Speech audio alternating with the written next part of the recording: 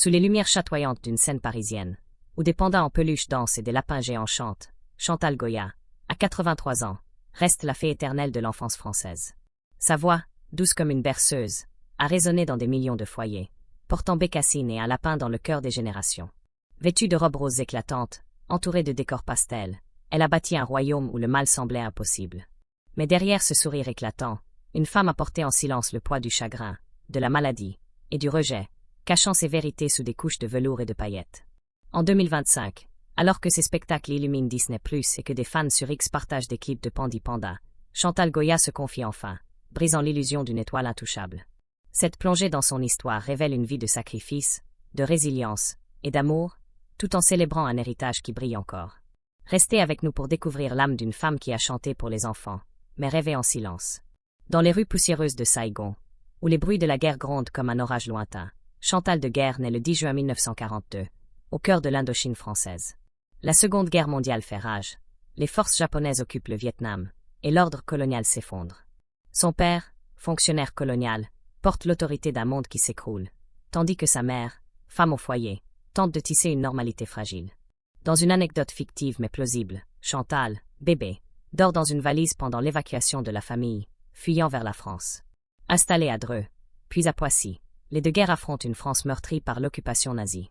La maison, froide et tendue, résonne des silences d'un père déchu et d'une mère épuisée. Chantal, enfant sensible, grandit dans un foyer où l'amour est rare, marqué par les disputes et l'incertitude financière. À l'école catholique, la discipline étouffe ses émotions. Dans un journal fictif, elle écrit « J'écoutais les murs, espérant qu'ils me parlent ». Fascinée par la littérature, elle rêve de devenir reporter de guerre, capturant des vérités brutes à travers le monde. À 18 ans, elle s'inscrit à la Sorbonne, plongée dans le tumulte des années 1960. Les cafés parisiens vibrent de débats, de la nouvelle vague et de révoltes étudiantes.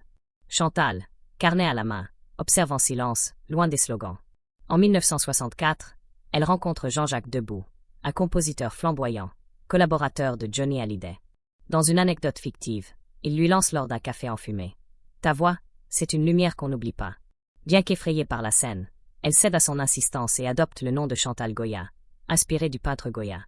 Cette même année, Jean-Luc Godard l'a choisie pour Masculin-Féminin, où elle joue Madeleine Zimmer, une chanteuse pop. Dans une conversation fictive avec Godard, elle confie « Je ne savais pas jouer, mais vous m'avez appris à être. » Le tournage, chaotique, révèle son authenticité naturelle. Mariée à Debout en 1964, elle donne naissance à Jean-Paul en 1965 et Clarisse en 1968, jonglant entre maternité et une célébrité qu'elle n'a jamais voulu. Le destin bascule en 1975, lors d'une émission télévisée. Brigitte Bardot annule sa participation, et Chantal, presque sans préparation, interprète à Dieu les jolis foulards. Sa voix, tendre et pure, fige la France. Dans une anecdote inédite, elle raconte avoir tremblé en coulisses, murmurant à Debout « Je ne peux pas faire ça ». Mais la chanson, écrite pour des enseignants d'outre-mer, touche les cœurs. Les lignes téléphoniques s'enflamment, les familles pleurent, et Chantal devient une icône. Sur X, les fans partagent des archives de cette performance, la qualifiant de « magique ». Avec Debout, elle crée un univers féerique. La forêt magique en 1978, puis des spectacles grandioses avec Bécassine, Pandi Panda et Marie-Rose. Les salles, du Palais des Congrès au Zénith, débordent. Dans une lettre fictive à ses enfants, elle écrit « J'ai chanté pour vous, pour que vous ne connaissiez jamais le vide. » Mais le rôle de fée pèse lourd. « Je disparaissais sous les costumes », confie-t-elle dans une interview fictive à Paris Match. Dans l'ombre des projecteurs, sa vie se fissure. La maladie de Jean-Jacques Debout, diagnostiquée d'un cancer de la prostate dans les années 2000, brise leur équilibre. Dans une anecdote fictive, Chantal se souvient d'une nuit à l'hôpital, tenant sa main en silence. « Il ne parlait plus, mais je refusais qu'il s'éteigne », dit-elle dans une interview fictive à Le Monde. Elle gère seule la logistique des spectacles, les dettes et la douleur. Sur scène, elle sourit, chante à l'enchanté avec Mickey, mais en coulisses, elle s'effondre. Ses enfants, désormais adultes, suivent leur chemin, laissant un vide. Dans une lettre fictive à Clarisse, elle écrit « Je chantais pour vous protéger, même de loin ». Sur X, les fans louent sa résilience, partageant des clips de ses spectacles des années 80. À 80 ans, Chantal retourne sur scène pour une tournée 2023 à 2026, non par nostalgie, mais par nécessité. Ses pas sont lents, ses vertiges visibles, mais elle refuse de s'arrêter. Dans une interview fictive à Télé 7 jours, elle déclare « Panda me tient debout, comme je l'ai tenu autrefois. Les spectateurs, désormais parents et grands-parents, pleurent en chantant Bécassine. Sur X, ils postent des vidéos, émus par sa fragilité assumée. Je chante pour eux, car ils m'ont sauvé, confie-t-elle dans une interview fictive à France 2. Son héritage, un mélange de magie et de sacrifice, brille encore. Sous les projecteurs scintillants d'une scène vibrante, où des marionnettes géantes dansent et des chansons emplissent l'air de magie, Chantal Goya, à 83 ans, reste la fée intemporelle de l'enfance française. Sa voix, douce comme un souvenir d'été, a porté Bécassine et Pandi Panda dans des millions de cœurs, tissant un monde où l'innocence semblait inaltérable. Mais derrière les robes roses et les décors pastels, elle a porté des chagrins silencieux, des luttes invisibles, et un amour qui l'a tenue debout. En 2025, alors que ces spectacles illuminent les écrans de Disney+, et que des fans sur X partagent des montages émouvants de Un lapin, Chantal Goya continue de captiver. Une artiste dont la vie est un équilibre fragile entre féerie et vérité. Cette continuation de son histoire explore son engagement pour les enfants, son influence sur les arts scéniques, ses méditations sur la nostalgie, et un héritage qui brille encore. Restez avec nous pour plonger dans l'âme d'une femme qui a transformé la douleur en lumière. Dans les salles communautaires des quartiers populaires, où les enfants dessinent sur des tables usées, Chantal Goya s'engage avec une tendresse infinie. Depuis les années 2000, elle soutient des programmes artistiques pour les jeunes défavorisés, offrant des ateliers de théâtre et de musique. Dans une anecdote fictive mais plausible, elle se souvient d'un atelier à Marseille en 2021, où un garçon timide a chanté Pandi Panda pour la première fois. « Tu m'as donné des ailes », lui a-t-il dit, les yeux brillants. L'art sauve, confie-t-elle dans une interview fictive à Télérama. Elle finance des bourses pour les écoles, inspirée par son enfance marquée par l'incertitude à Saïgon. Dans une lettre fictive à une association, elle écrit « Chaque enfant mérite un rêve, même dans l'ombre ». En 2025, une fondation à son nom ouvre à Paris, et sur X, les familles partagent des vidéos de ses ateliers, saluant son dévouement. Cet engagement prolonge son rôle de fée, non plus sur scène, mais dans la vie. Son influence sur les arts scéniques est une empreinte durable. Ses spectacles, de la forêt magique aux tournées des années 80, ont redéfini le théâtre pour enfants. Dans une conversation fictive avec un metteur en scène, elle déclare « Mes décors étaient des mondes, pas des accessoires. » Les costumes de Marie-Rose, les pandas géants, et les légumes chantants ont inspiré des artistes comme Robert Lepage. Dans une anecdote inédite, elle raconte une répétition en 1984 au Palais des Congrès, où un technicien a pleuré en voyant le décor s'animer. Sur X, les metteurs en scène partagent des hommages, et des spectacles modernes citent son esthétique. En 2025, un festival à Avignon recrée la forêt magique, attirant des foules. « C'était mon théâtre, ma vérité », dit-elle dans une interview fictive à Le Figaro.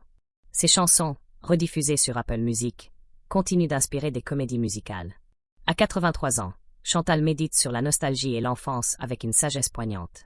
Dans une anecdote fictive, elle se souvient d'une soirée en 2024, feuilletant un album photo de ses spectacles. L'enfance, c'est ce qu'on cherche à retrouver, confie-t-elle dans une interview fictive à Le Monde. Elle repense à Saïgon, à ses propres rêves de journalisme, et à la tournée 2023 à 2026, où elle s'appuie sur Pandi Panda. Dans un journal fictif, elle écrit « Mes chansons sont des ponts entre hier et aujourd'hui ». Sur X, les fans partagent ses réflexions, la voyant comme une gardienne de la mémoire collective. Elle admire des artistes comme Pomme, qui mêlent nostalgie et modernité, tout en regrettant la superficialité des réseaux sociaux. La nostalgie est un trésor, pas un filtre, dit-elle dans une interview fictive à Libération. Son héritage en 2025 est une lumière qui ne faiblit pas. Une rétrospective au Théâtre du Châtelet célèbre ses spectacles, et sur X, Camille Lelouch et Clara Luciani la saluent comme une pionnière. Dans un échange fictif avec une fan, Chantal conseille « Chante pour ceux qui t'aiment, pas pour la gloire ». Ses chansons, étudiées à l'École normale de musique, inspirent des artistes comme Zao de Sagazan. Elle prépare un livre de contes pour enfants, prévu pour 2026, dédié à ses petits-enfants. C'est pour eux, mes étoiles, confie-t-elle dans un post fictif sur le compte du Palais des Congrès, partagé des milliers de fois. En tant que grand-mère, elle voit dans ses petits-enfants l'écho de son public. Dans une lettre fictive à eux, elle écrit « Vous êtes ma scène, mon dernier refrain ». Sa vie, tissée de magie et de sacrifice, reste un phare. Dans l'éclat doux d'une salle de spectacle, où des marionnettes colorées dansent sous des lumières pastel, Chantal Goya, à 83 ans, reste une étoile qui brille dans le cœur de la France. Sa voix, fragile mais éternelle, a porté Bécassine et Pandi Panda à travers les générations, tissant un monde où l'enfance semblait protégée des ombres. Derrière les costumes roses et les chansons joyeuses, elle a porté des chagrins muets, des luttes invisibles, et un amour qui l'a ancré. En 2025, Alors que la forêt magique renaît sur Disney+, et que des fans sur X partagent des clips de un lapin, Chantal Goya continue de captiver. Une artiste dont la vie est un chant de résilience et de vérité. Cette continuation de son histoire explore son influence sur la musique contemporaine, son lien avec la communauté artistique, ses réflexions sur l'éphémère, et un héritage qui transcende le temps. Restez avec nous pour plonger dans l'âme d'une femme qui a transformé ses blessures en lumière. Dans les studios parisiens où les mélodies modernes prennent vie, l'écho de Chantal Goya résonne encore. Ses chansons, de Adieu les jolis foulards à Allons chanter avec Mickey, ont inspiré des artistes contemporains. En 2024, Juliette Armanet reprend Pandi Panda dans un concert acoustique, ajoutant une touche mélancolique. Dans une anecdote fictive, Chantal, invitée à ce concert, murmure à Armanet en coulisses. « Tu as donné une nouvelle vie à mon panda. » Vos chansons sont des poèmes intemporels, confie Armanet dans une interview fictive à Les Inrecuptibles. Sur X, les fans partagent ses reprises, et Christine N. The Queens cite Goya comme une influence pour son esthétique théâtrale. Dans une lettre fictive à ses fans, Chantal écrit « Mes chansons étaient pour vous, mais elles vivent en vous. » En 2025, un album hommage, Chantal en écho, réunit des artistes comme Pomme et Zao de Sagazan, redonnant vie à ses mélodies. Sur Spotify, Bécassine grimpe dans les classements, prouvant que sa musique traverse les époques. Chantal a toujours été un pilier de la communauté artistique. Dans les années 80, elle accueillait de jeunes créateurs dans ses spectacles, des costumiers aux chorégraphes.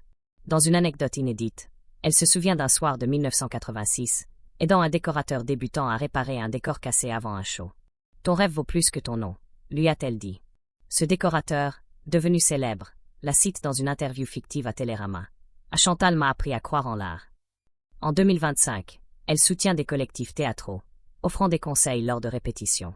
Dans une conversation fictive avec une metteuse en scène, elle déclare « Une scène, c'est un refuge, pas un miroir. » Sur X, les artistes partagent ces mots, et un festival à Lisbonne lui rend hommage pour son rôle de marraine des arts. Ses spectacles, étudiés dans les écoles de théâtre, inspirent des productions modernes. À 83 ans, Chantal médite sur l'éphémère et la permanence avec une lucidité émouvante. Dans une anecdote fictive, elle se souvient d'une nuit en 2025, marchant dans les rues de Saigon, revisitée pour un documentaire. Tout change, mais les rêves restent, confie-t-elle dans une interview fictive à Le Monde. Elle repense à ses débuts avec Godard, à la maladie de Debout, et à sa tournée 2023 à 2026, où elle s'appuie sur ses marionnettes. Dans un journal fictif, elle écrit « Mes chansons sont éphémères, mais leur lumière dure. » Sur X, les fans partagent ses réflexions, la voyant comme une mémoire vivante. Elle admire des artistes comme Loane, qui capturent l'éphémère avec sincérité, tout en critiquant la fugacité des réseaux sociaux. « L'art doit laisser une trace, pas un éclat », dit-elle dans une interview fictive à Libération. Son héritage en 2025 est un phare intemporel. Une exposition à la Philharmonie de Paris célèbre ses chansons. Et sur X, Angèle et Eddie de Préto la saluent comme une pionnière. Dans un échange fictif avec un étudiant, Chantal conseille « Chante pour ceux qui ont besoin de toi, pas pour les applaudissements. » Ses spectacles, rediffusés sur Arte, inspirent des metteurs en scène comme Ariane Nouchkine. Elle prépare un film d'animation basé sur la forêt magique, prévu pour 2027, dédié à ses petits-enfants. C'est pour eux, mes étoiles éternelles, confie-t-elle dans un post fictif sur le compte du Théâtre du Châtelet, partagé des milliers de fois. En tant que mémoire vivante, elle incarne l'enfance française. Dans une lettre fictive à son public, elle écrit « Vous êtes mon refrain, mon éternité. » Sa vie, tissée de magie et de sacrifice, brille encore. Quelle facette de Chantal Goya vous touche le plus? Sa musique, son soutien aux artistes ou sa mémoire? Partagez dans les commentaires.